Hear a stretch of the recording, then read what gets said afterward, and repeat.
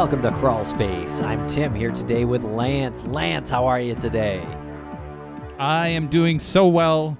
How are you today? I am really well as well, Lance, and especially doing great because of our wonderful guests on this episode. I mean, talk about star power. Right. It's always very cool when somebody of a celebrity status takes a stand for something that you know is right. And we've been doing the series on John Giuca, who was wrongfully imprisoned. He has been in prison for the murder of 19-year-old Mark Fisher. Everybody who follows the case knows this. And his mom, Doreen, has fought a battle for him, and part of the fight, part of his advocacy group, is a gentleman by the name of Holt McCallany. Yep, you may know Holt McCallany as Bill Tench in Mindhunter. Mindhunter on Netflix has 2 seasons.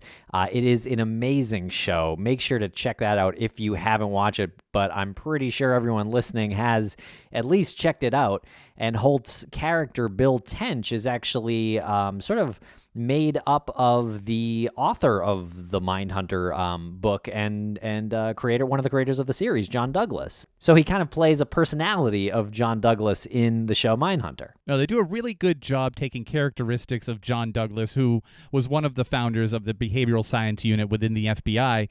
The main character, Holden Ford, is played by Jonathan Groff, and Bill Tench, as you said, is played by Holt McCallany. And Holt is really an incredible advocate for the wrongful conviction of John Giuca, as well as his mom, Doreen Quinn Giuliano. That's John Giuca's mom. And Doreen herself is a notable figure because she went undercover to get a confession from one of the jurors who helped convict her son, John Giuca, which is an absolutely incredible story.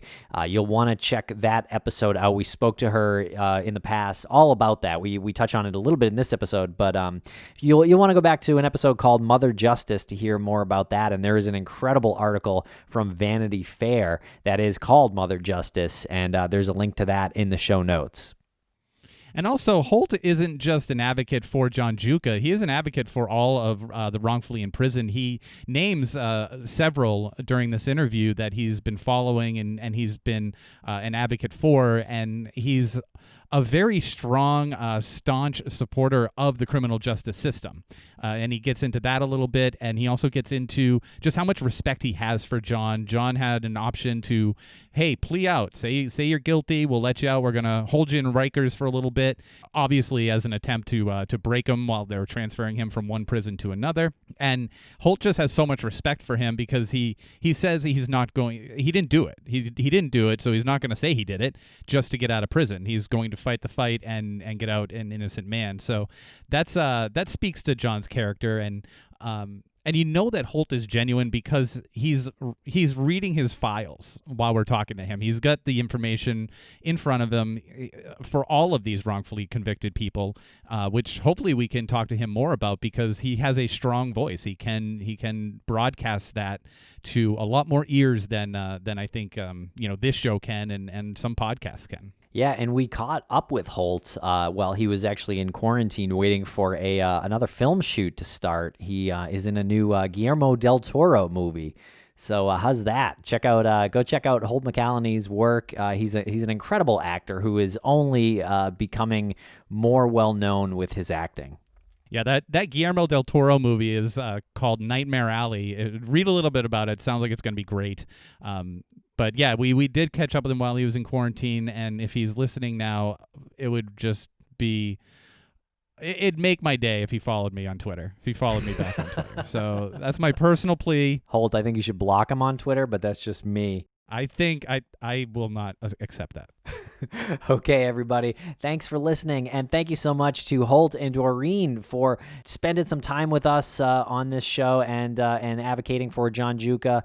So thanks for listening, everybody. Also, you can find all and only the John Giuca episodes on a feed called Free John Giuca that you can find in your favorite podcatcher if you want to check that out and just get to that. So, all right, everybody. Thanks a lot for listening.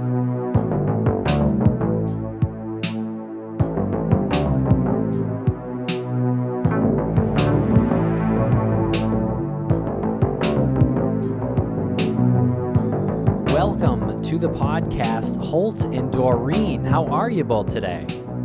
Good. Thank you for having me. Hi, Holt. How are you? Hello, Doreen. Nice to see you. Same here. Nice to see you. How have you been? I've been well, thank you. Still in quarantine? Yeah, I'm actually shooting a film in Toronto, Canada, and the Canadian government has a policy that anybody traveling from the United States has to do a mandatory 2-week quarantine. The Canadians are very serious about it. In New York, the same thing exists, but it's essentially unenforceable. And frankly, a lot of people ignore it. In Canada, if you can imagine this, the fine for violating quarantine is $750,000 and 6 months in prison. And when they told me that, exactly, I thought, well, that can't possibly be the right number, but it is. Well, thank you guys so much for joining us. It's been far too long, Doreen, since we spoke with you about your son, John, and the injustice that is happening with him, on air. We do communicate with you on a regular basis. And thank you, Holt, for joining us. You are an extraordinary advocate for John. And I'm curious how that started. Where did you hear about his case, and how did you meet Doreen? Yeah, so look, there is a very long history of corruption in the office of the former district attorney of Brooklyn, the late Charles Hines. And I had a boyhood friend of mine who was wrongfully convicted of illegal voting. And that was a crime that nobody had been charged with in 100 years. It wasn't since Susan B. Anthony. But he was a political opponent of Mr. Hines and had run, candidates against Mr. Hines, and so they wanted to eliminate him. So they tried to get him, and this is like a really blatant example of prosecutorial misconduct and abuse of power. We'll talk about, how prosecutorial misconduct also occurred in the case of John Giuca. But you asked me how I got to know Doreen. So my friend John Kennedy O'Hara was convicted of illegal voting, of voting from a residence that was not his primary residence. And that is defined under New York law as your principal and permanent residence to which you always intend to return. So it's because a lot of people do have multiple residences that, it's a very sort of, obtuse definition. And this is the reason that no one is ever charged with this crime. It really is if you'll pardon my French, a bullshit charge to bring against somebody. And, eventually after 3 trials, after having been convicted, after having been disbarred as an attorney, after having done thousands of hours of community service and, and having his life destroyed and his livelihood taken away from him. Many years later, Mr. O'Hara was finally vindicated, and the case was thrown out. But it took a very long time. And it was during this period when John, after John had been convicted, that we decided that we would work on a film project that was designed to call attention to the corruption in the DA's office. And an article, and I was collaborating on the project with a very good writer named Christopher Ketchum, who I believe because he's done some recordings of some of John's writings, and so have I. And if I'm not mistaken, you've played some of them. Yeah. Yeah, he wrote a great article. Yeah. Right. And Chris had written a number of articles on this subject. And so he and I were collaborating on a screenplay. One of the Brooklyn papers ran an article about it. And Chris was contacted by Doreen. And we all met, and she related to us the details of her case. And I was appalled but not surprised. because I had by that time become very familiar with the way things operated in the office of the now disgraced, former DA Charles Hines. I mean, look, I hate to speak ill of the dead, but it's well deserved in this case. So, I went to visit John in prison, on a number of occasions, and I got to know him and see the kind of a man he is, and familiarize myself with the details of Doreen's case, and what it represents is just another in the long list of wrongful convictions. I mean, I could tell you, some of the names of just the people that I know personally. Derek Hamilton, convicted of murder, right, and then exonerated, paid millions of dollars, right, by the city of New York. Jabbar Collins, convicted of murder and then exonerated and paid millions of dollars. Oh, this is all under Charles Hines, right? Willie Lopez, right? Wrongfully convicted, paid millions of dollars. We can also talk about disgraced former NYPD detective Louis Scarcella, right? Who had 19 convictions, right? Thrown out. Just so far, the city of New York has paid $360 million, okay, to people that have been wrongfully convicted by Charles Hines, and it's only just begun. You know what I mean? It'll end up being $1 billion by the time it's through. So this is the way these guys operated, and it was for that reason that I became involved in the campaign to unseat Charles Hines, and I worked along with some friends of mine, very diligently for the man who succeeded Charles Hines, Ken Thompson. And Ken Thompson was the first guy to unseat an elected district attorney in 100 years. Because the truth is about the district attorney's office is, you've got hundreds of employees. It's a very powerful position. You're the highest law enforcement officer, in the county. All the judges are beholden to you. We can talk about that. And generally these guys, they don't retire. They either try to run for governor, or do you know what I mean, or they're in office, for life. But not Charles Hines, because the voters, finally wised up to the fact, of what kind of a guy this was and how he operated, and they voted him out. And then what happened was Mr. Thompson started something called the Conviction Integrity Unit. You know what I mean? And and some of these crimes, were finally, some of these people were finally vindicated.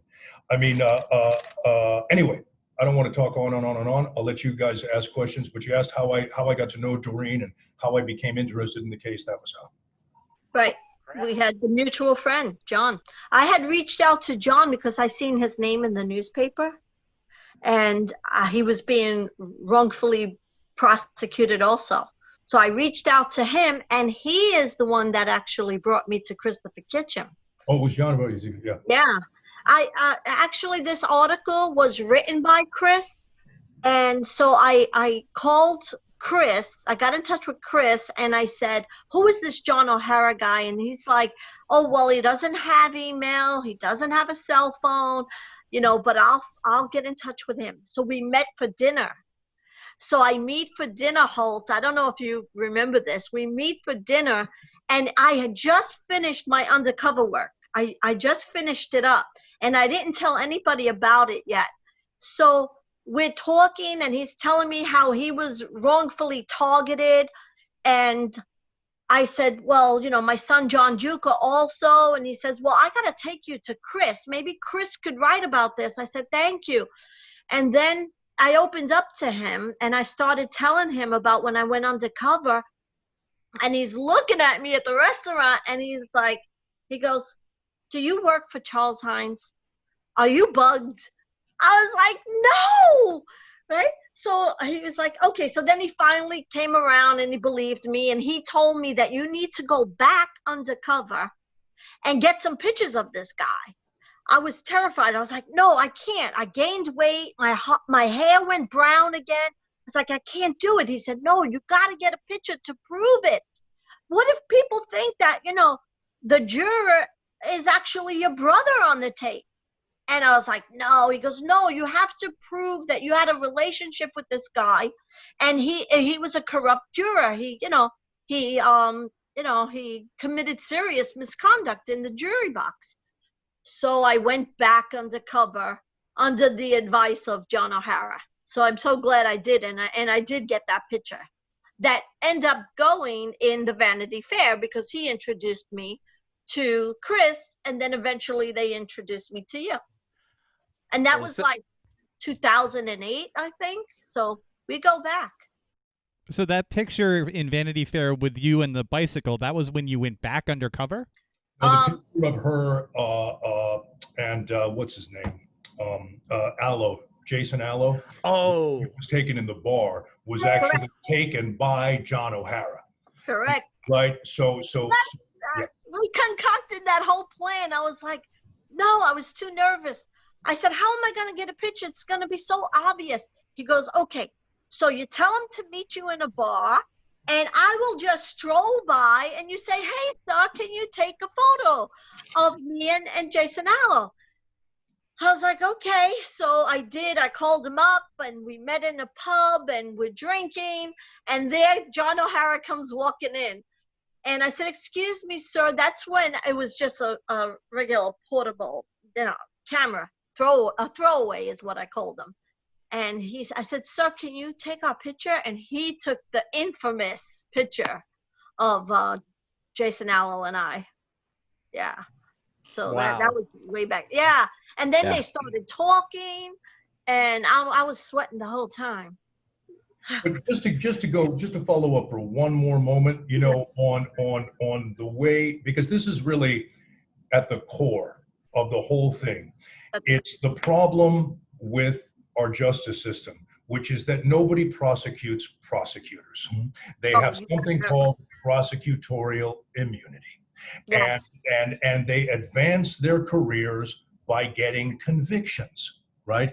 And they know that the resources at their disposal will only allow them to bring 1% of their cases to trial, not 2%, not 5%. They don't have the resources. So what are they in the business of? They're in the business of making plea bargains. And they expect, criminal defendants to take a deal. And you're under a lot of pressure to take a deal. And one of the reasons that I have such admiration for Doreen's son John is because of his refusal to do that, to acquiesce to that, and to maintain his evidence, even when the possibility of walking out of prison after many years was put in front of him, and he said no, because he's innocent, and because he had the courage to do that.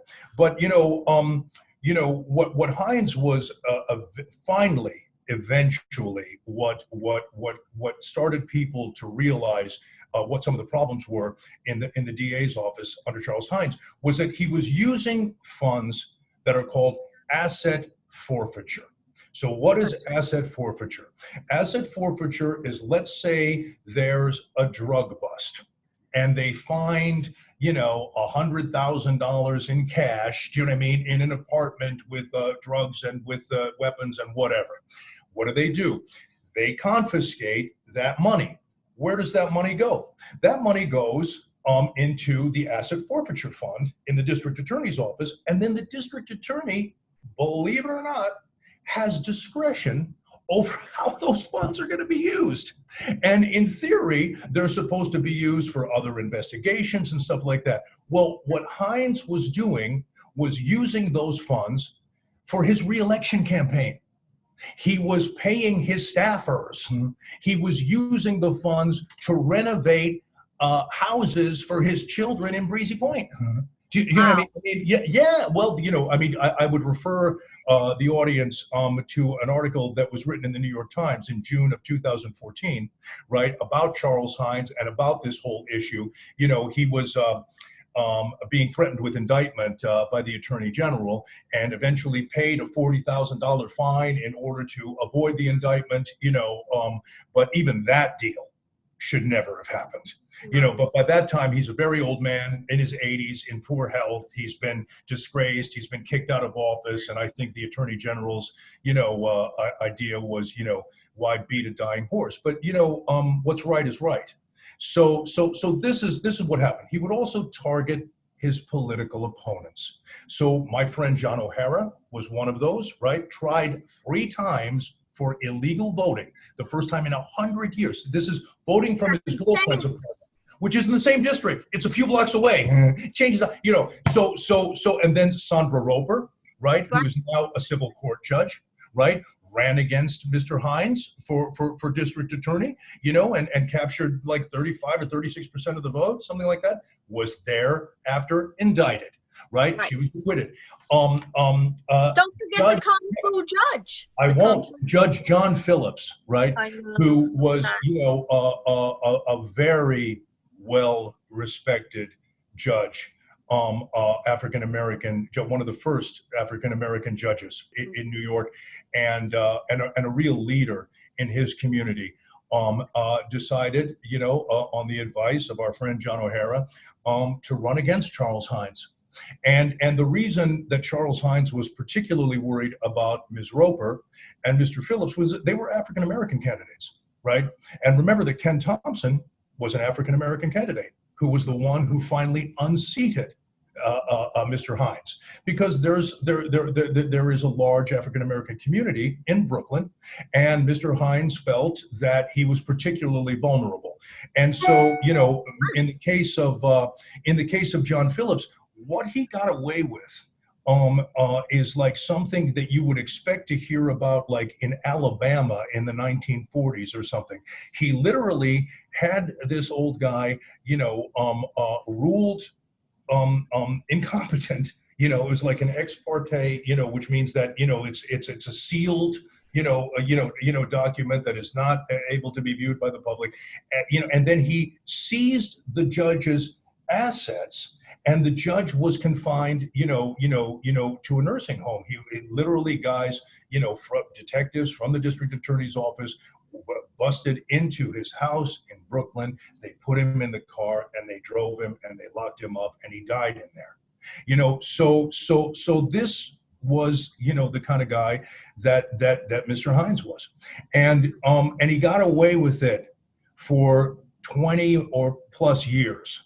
And, it got so bad that he was actually even paying like low-level campaign workers with checks that came directly from the asset forfeiture fund. I mean, and you would think, well, wouldn't he, as the DA, be smart enough to cover his tracks a little bit better than that, at least to transfer those funds, to an election campaign fund and then pay them from that? But when you've been getting away with something for so long, when it's happened so many times over and over and over, it becomes normal behavior. You just, you forget. I think, it was just such a standard operating procedure within his office that they didn't think twice about it. Like Louis Scarcella, the NYPD detective, who would use the same witness at trial over and over again in homicide cases. This woman who, had been a prostitute, a drug addict, she just happens to witness murders. And she, even the most cursory, the most objective analysis of what was going on would show you that something is terribly wrong. It's like, as I know Doreen discussed in the last podcast that you guys had her on, when prosecutor Anna-Siga Nicolazzi went to the star homicide prosecutor in the district attorney's office, goes to a low-level drug case to appear before the judge, for the benefit of John Avito, a career criminal and hopeless drug addict, who who testified against John at his trial, who of course has since recanted. I was in the courtroom when he was on the stand and when he was cross-examined by Mark Betterow, a fabulously gifted attorney who has been representing John for a number of years now, and it was one of the most dramatic things that I've ever seen in my life. And I'm an actor. I mean, that's what we do. We do drama. But when you see something like, he broke down in tears. And he said to John, he said, "I'm so sorry for what I did. I lied. I was afraid I was going to go to prison. And so I lied. And as a result of that, you were convicted. And you've been in prison all day. And I'm sorry. I'm sorry for what I did." Even John, my son, started crying, right, Holt? There wasn't a dry eye in that courtroom. Everybody was so emotional because... Well, there was one dry, forgive me for interrupting, Doreen. There was one dry eye, and that's the judge, Danny Chun. Yeah. No matter what Mr. Chun sees, none of it seems to have any effect on his rulings, because he has steadfastly carried water for the prosecutors from the very beginning of this thing. And and that's another thing. If we had more time, we could talk about the relationship between judges and prosecutors. Do you see what I mean? And how that functions, and how that's another conflict within our justice system, because the prosecutors are in many cases, the judges are in many cases afraid to alienate the prosecutors, especially on high-profile cases like that of our friend John Giuca. Going back to Anna Signicolazzi, I mean, there's some other cases that are coming down the pipeline that accuse her of serious misconduct, and that's Jermaine Cox and Dimitri Williams, Joel Roberts. So they are going to be coming, down the pipeline real soon. And going back to that money that you were talking about, Holt, the forfeiture money, it reminded me of how Anna Signicolazzi got a $43,000 raise immediately after she got the conviction on John. There's a good. Like the incentive is money and winning and more power, and it just $43,000 raise is unheard of.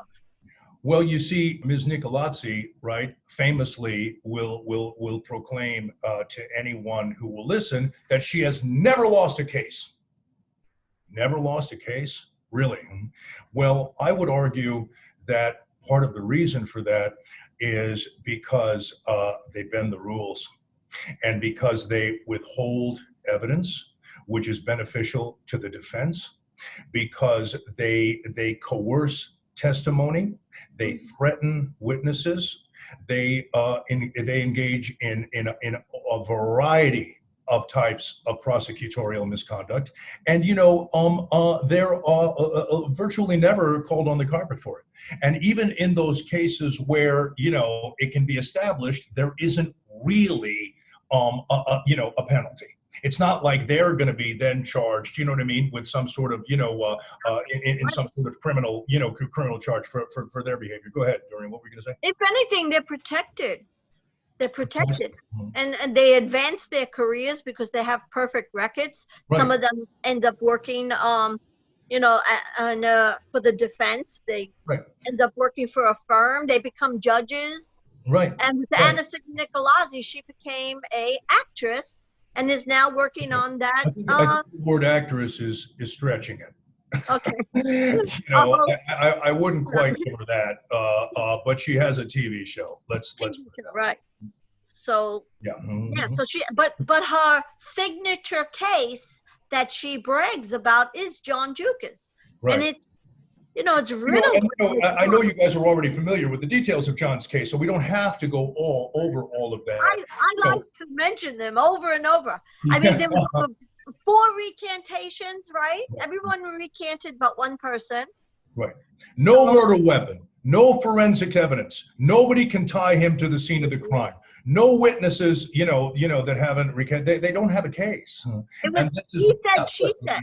And now we have all these recantations and all the misconduct. And don't forget, now why we're back in court is because of the hidden recording.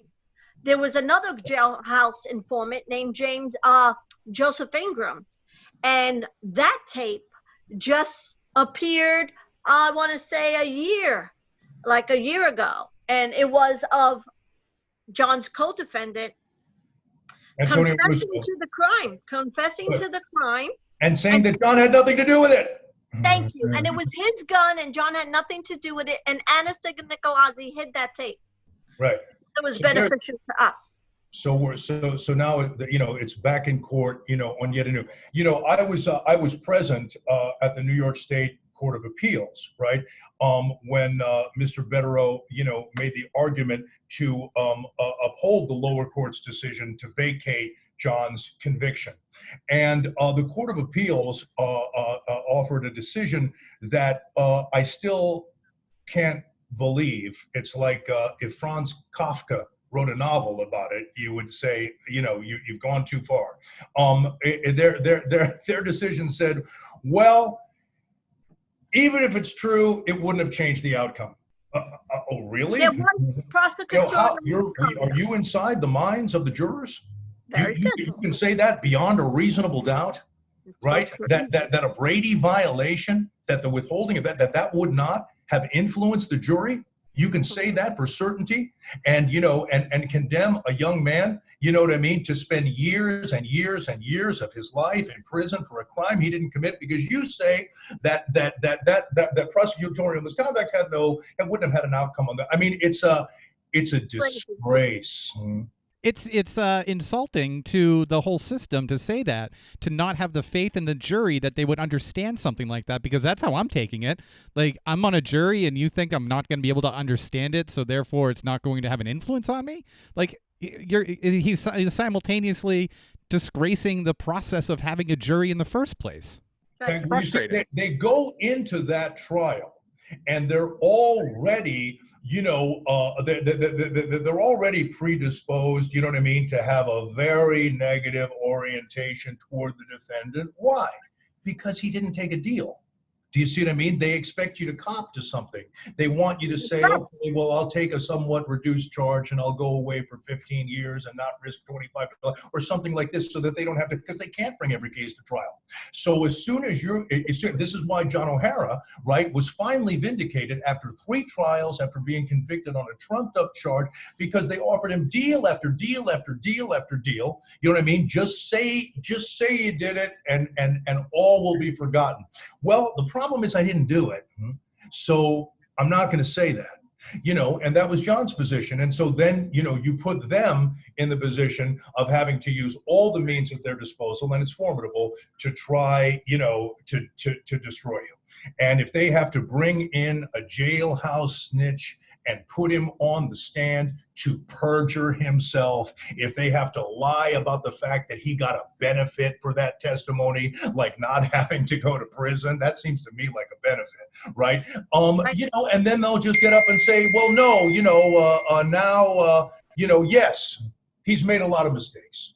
Yes, he's committed many crimes. Yes, he was a hopeless drug addict. But on this occasion, he's telling the truth, because he finally had that come to Jesus moment where he decided that it's time for him to do good in his life. Well, no, he didn't. That's right. No, That's right. And what did Judge Chun say? Chun had said, when Oviedo finally confessed and apologized to John, Chun said that John Oviedo's testimony was laughable, but Anna Signicolazzi was credible. Right. The problem is that John Oviedo is Anna Signicolazzi's star witness. So those two ideas don't go together. No. So now we're going back to court. December, it was October, but they just postponed that for December 1st. And all these years, Tim, all I'm asking for is to give John a fair trial. Give him a fair trial so he could prove his innocence, not where everyone lies, Right. coerced, threatened, getting benefits. Just give John a fair trial is all I ask, and I can't seem to get that. Well, there's a very simple reason that Doreen can't get that, because they don't have any evidence. What are they going to go to trial with? There was never any physical evidence. There were never any eyewitnesses that put him at the scene. All of the witnesses have recanted. Go to trial with what? Their case has been reduced to rubble, and they know that. And I believe that it's the reputation of the district attorney's office. It's how much bad press is going to be generated, by John's release. It's the millions and millions and millions of dollars that John is rightfully entitled to for having so many years of his life stolen for him. It's just going to be a black eye on their office that they'll do anything to try to avoid that. So this is why they fought so hard to try to keep John in prison. And Doreen, I always want to ask, I never want an interview to go by without finding out how John is. How is he doing now? Well, it's going on 16 years, and it's really hard. It's like he goes up and down. It's a roller coaster. And of course, we're praying for another reversal. If we get this reversal, what happens is they usually take you out of upstate and throw you in holding, which is Rikers Island. I call it the torture. Where John was the last time I visited him, and as I know you guys know, it's not a very pleasant place to be. No. So they use Rikers Island to get plea deals out of people. It's so horrendous there. It's so violent. John, when he was there last time, seen many, many stabbings. So he is terrified to go back to Rikers Island. And that's what would happen. If we were to get the reversal, of course we would ask for bail, because he should get John bail. will refuse it. Do you see what I mean? As he's done in the past, even though, after a reversal, right? There's you should get bail. Everybody we know. Right? The conviction has been reversed. So he's eligible. Right. No, but he wouldn't give it to him. He said no, so he had to wait over a year in Rikers Island. He's seen so much bloodshed. And, that's going to end up happening again. I do believe we're going to get another reversal based on this hidden tape that Niccolazzi hid. Eric Gonzalez, our district attorney, will dig his heels in even further and protect Niccolazzi. Right. And appeal it again. It goes back to the Court of Appeals, which is the highest court in the state of New York. And the risk is, of course, that they'll make a similar decision to the one they made last time, which is, okay, this recording should have been, given to the defense as evidence, but it wouldn't have changed the outcome anyway. When they can make that kind of an illogical conclusion, then you really, you don't think that you're in the United States anymore. You feel like you're in some third world banana republic where the courts, are just, completely corrupt.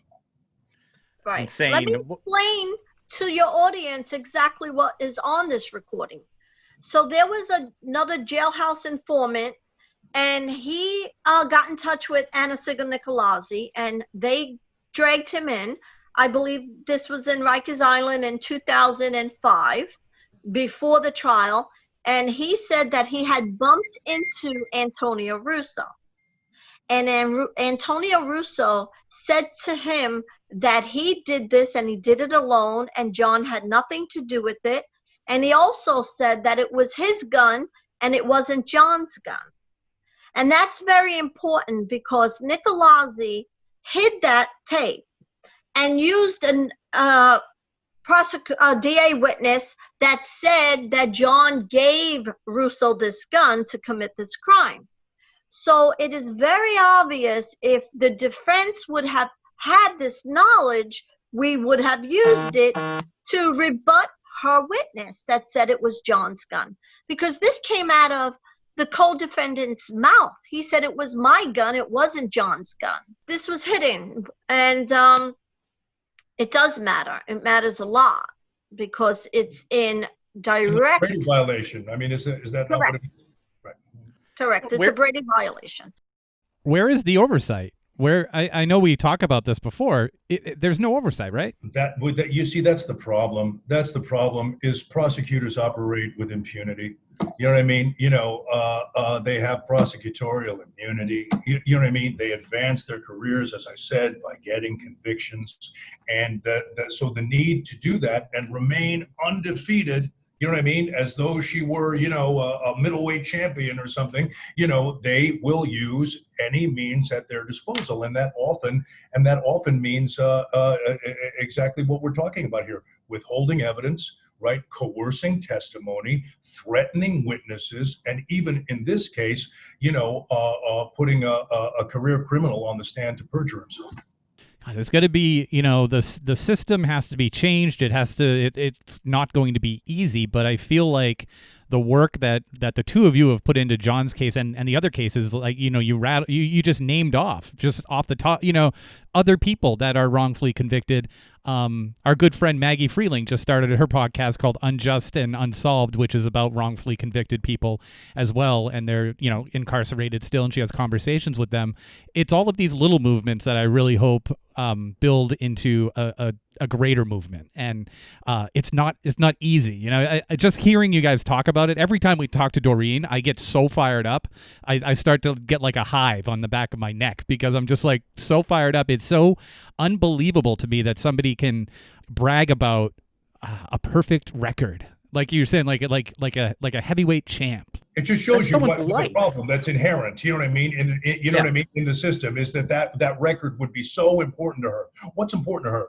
Not the fact that justice is administered in an impartial way, right? No. It's preserving, this reputation that she has for being invincible as a prosecutor. And let me say one thing also, regarding my friend Doreen for a moment, because I got to go in a little while. But every son should be lucky enough to have a mother like Doreen Giuliano, because her efforts on behalf of her son have been so extraordinary. And, the fact that we're all sitting here right now talking about his case is because of her relentless advocacy on the part of her son. And it's inspiring to watch, Doreen, and I really admire you for it. Thank you. Thank you. I appreciate that. You have an amazing mom, too. I did. She's gone now. She did. Yeah.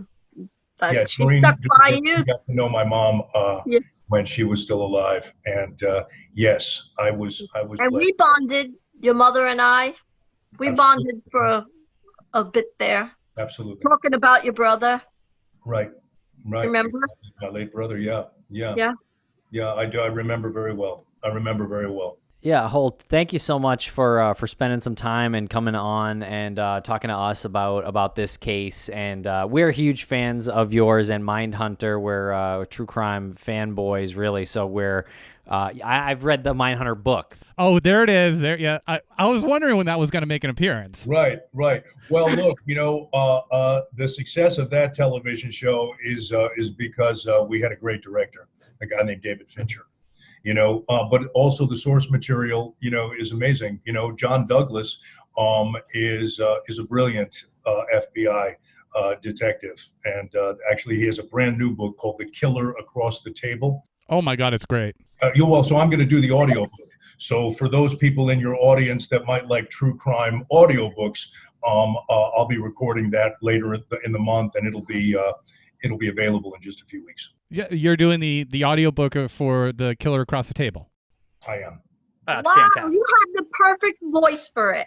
That's fantastic. Oh, thank you. Yeah. That is cool. That's a tough book, by the way. That's got some moments in there that are kind of stomach churning for me. For me too, Yeah.